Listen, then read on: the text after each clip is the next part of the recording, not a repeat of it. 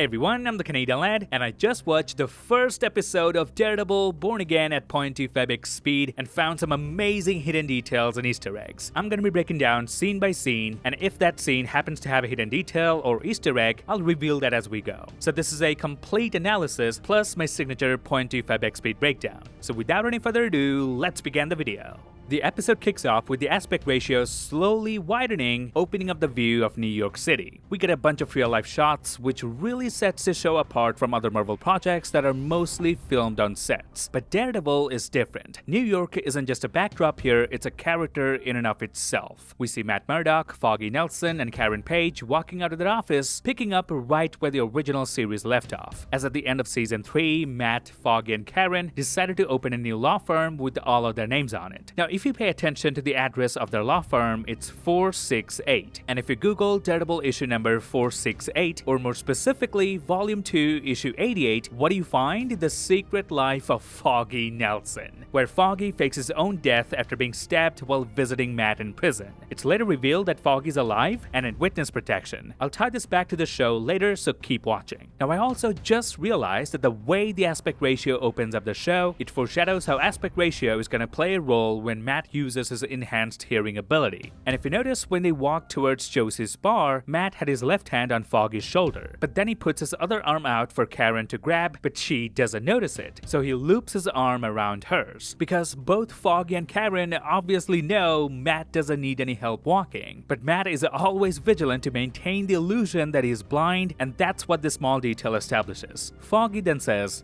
"Reverence for the past, yet hope for the future." This line seems to be directly aimed at us, the audience, as we're anxious to see where the show takes us while being super nostalgic for the past series. Now, the woman Foggy is flirting with at Josie's bar is Kirsten McDuffie, a recurring character from the comics introduced in 2011's Daredevil Volume 3, Issue 1. In the comics, Kirsten is an assistant DA who suspects Matt Murdock is Daredevil. Over time, the two start dating, and later Matt leaves Hell's Kitchen and moves to San Francisco with Kirsten. And there the two set up their own law firm called Murdock and McDuffie, which we do see in the show as well. Meanwhile, Karen tries her best to get into Matt's pants, but Matt being Matt, he's tuned into detecting danger. He quickly figures out that something's off with one of Foggy's clients, Benny. As he senses danger, the aspect ratio starts to shrink. Notice that they used spherical lenses to shoot this scene, which turns this 2.4:1 aspect ratio to 16:9. Most of the show is shot anamorphic, but this specific shot uses spherical lenses, and it looks fantastic. I love how as the screen narrows and zooms in on Foggy, Matt is able to identify the voice he wants to listen to, letting the background noise fade away. It's like finding a needle in a haystack.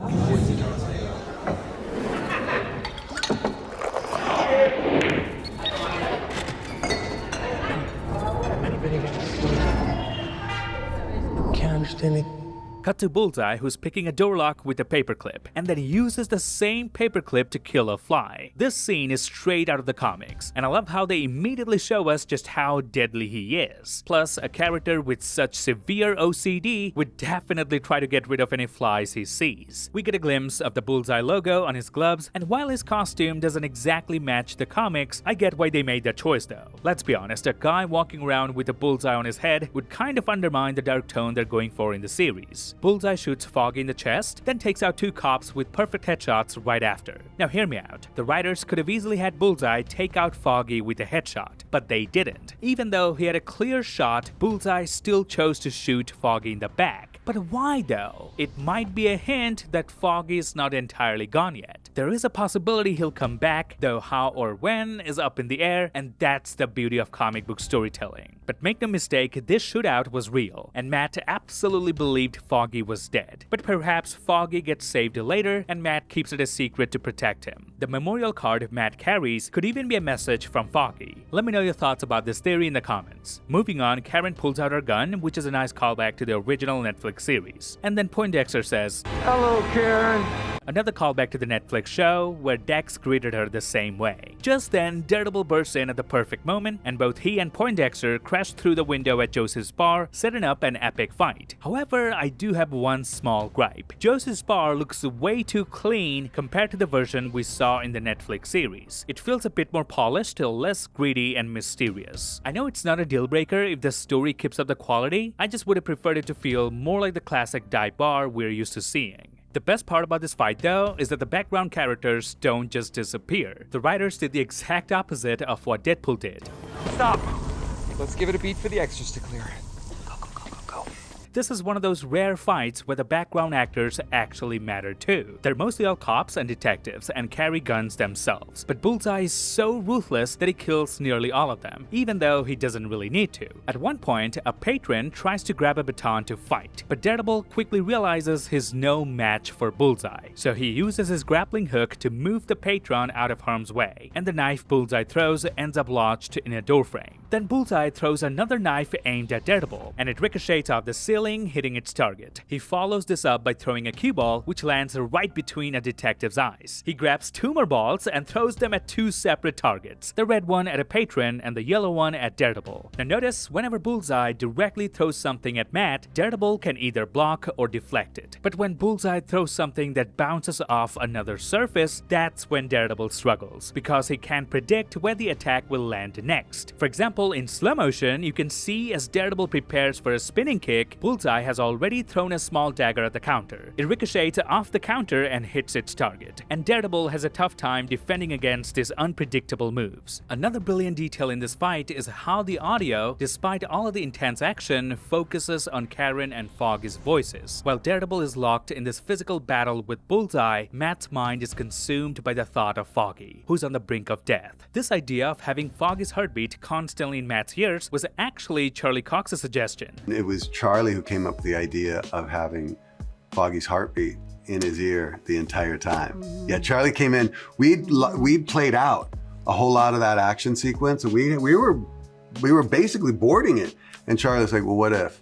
And it was like, I changed it. Of course, yes. And we made all the changes to kind of accommodate that. Now, as the fight moves to the staircase, Bullseye kills 2 more civilians. This is where we first see just how many knives are embedded in Daredevil's suit. Bullseye reaches the roof, but Daredevil follows him, landing on the stair bulkhead in a classic superhero pose. But this is where things hit hard. Foggy dies, and Matt is absolutely crushed. Eldon Henson's performance here, gasping for air, is heartbreaking. People often mistake this as someone coming back to life when they gasp for air. Unfortunately, it's the body finally giving up, and I believe it's called agonal respiration. With Foggy now dead, Matt completely breaks down in tears. And I love the scene where Daredevil literally presses his own head against Poindexter's eyebrows, and Dex gives him a pat on the shoulder with a big smile on his face, because Matt is completely out of options here. He can no longer save someone who's already dead, and killing Poindexter will certainly not bring them back. At this moment, Foggy was killed,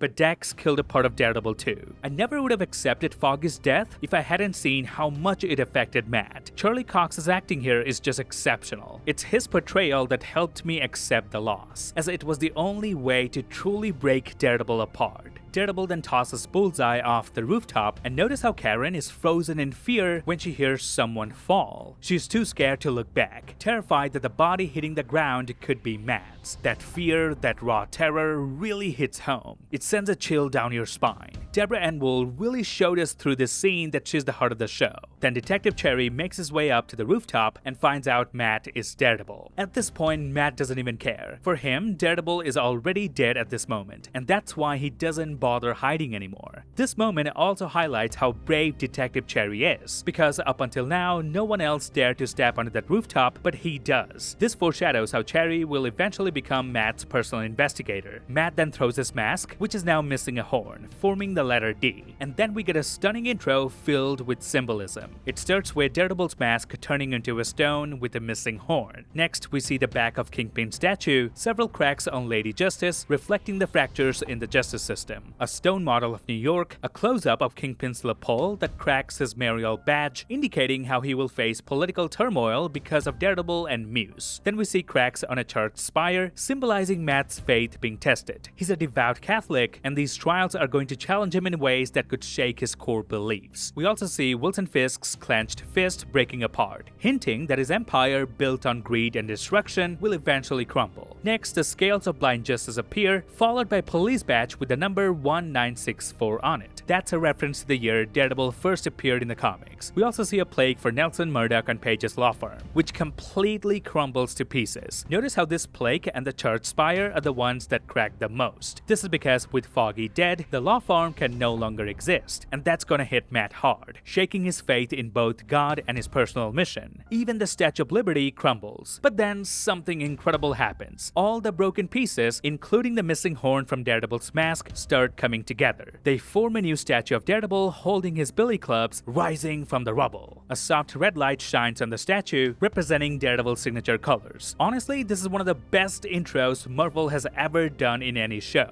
It's filled with meaning and layers. But of course, the original intro will always have a special place in my heart. I used to never skip it back in the day. The show jumps a year forward, and we find Matt alone in his new apartment. What really hits me is how he keeps Foggy's memorial card inside the pocket of his jacket, and it's even in Braille. The small detail shows how much Foggy's memory still means to Matt. Now, if you listen to the news reporter in the background, she is clearly talking about Muse here. Colorful and provocative murals have been popping up all around the city. More about Muse on episode 2 breakdown. We then cut to Wilson Fisk, who's having a simple breakfast. A white egg omelet with just a single piece of asparagus. What's interesting here is that there's no yolk in his omelet, which could help someone if they want to lose body weight. And later, Matt does mention Fisk losing a bit of weight. Your step is lighter. You've lost some weight, gained muscle.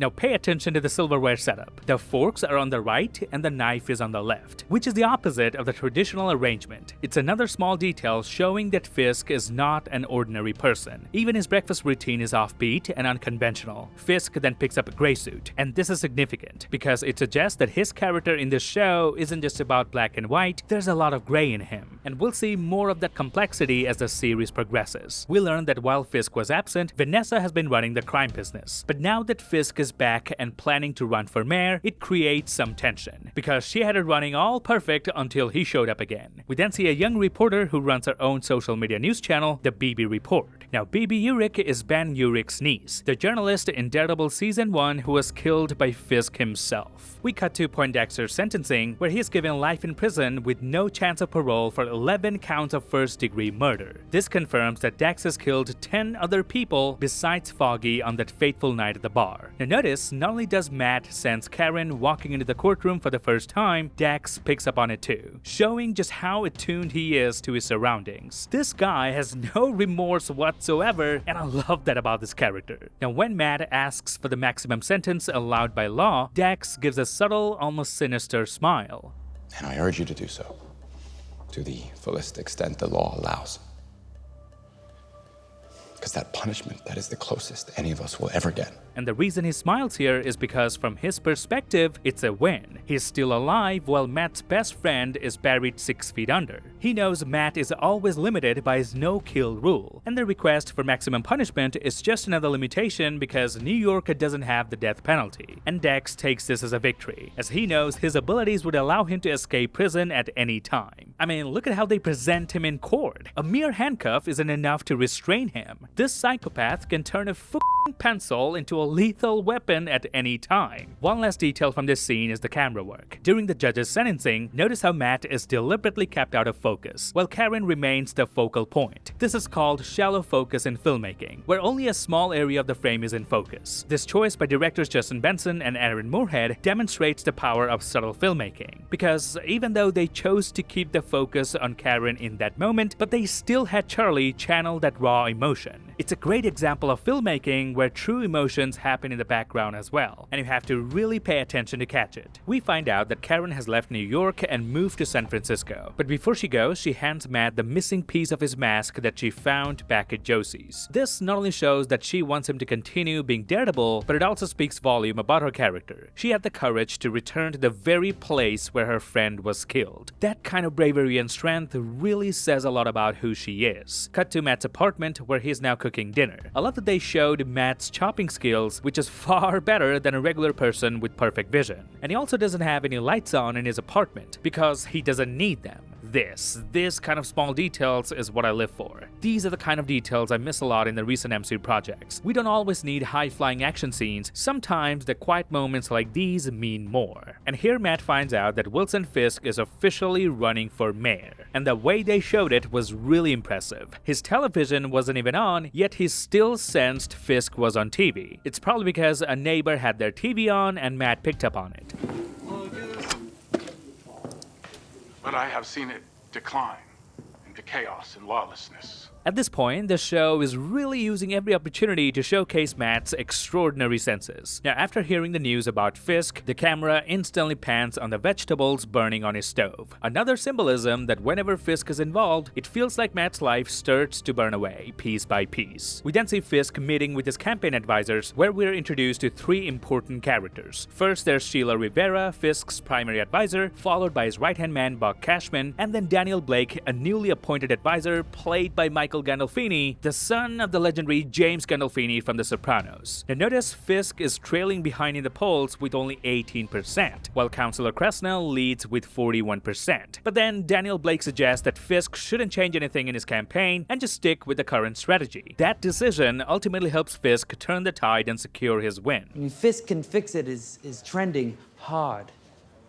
We should not change a thing. Kirsten then sets Matt up on a date with therapist Heather Glenn, another of Matt Murdock's love interest from the comics. Heather first appeared in Daredevil number 126 in 1975. She's the wealthy daughter of Maxwell Glenn, CEO of Glenn Industries. Now, without giving too much away and risking spoilers, I'll just say Heather's story in the comics doesn't end too well for her. But I think they'll take her character in a different direction in the show. After all, they've already made her role far more intriguing here. In this version, she's a therapist, and one of her clients happens to be Wilson Fisk, along with his wife Vanessa. And you just know Fisk won't be too thrilled if he finds out that he has been airing his dirty laundry to Matt Murdock's new girlfriend. So Heather Glenn might turn out to be one of those rare characters whose live-action origin has a much richer story than what we saw in the comics. Matt then tracks down Fisk for a one-on-one conversation, but Buck notices him first and gives him an angry look, indicating Fisk probably told him Matt Murdock is Daredevil. That's obvious at this point. Then they have this conversation at this diner, and if you've seen the classic film Heat, you will recognize the inspiration behind this setup. She got a great ass!